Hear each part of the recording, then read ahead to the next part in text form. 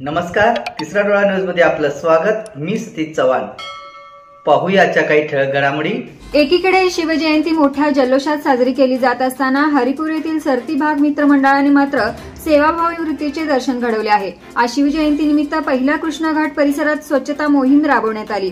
प्रारंभी छत्रपती शिवाजी महाराजांच्या पुतळ्याचे पूजन करण्यात आले।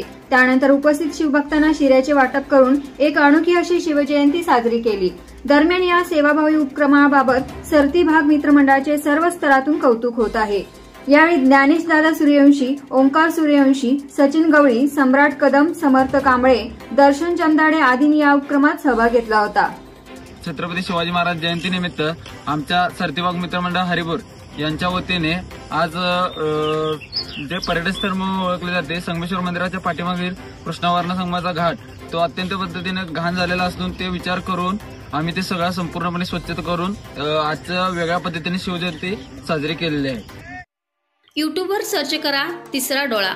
तिसरा डोळा चॅनलला सबस्क्राइब करा।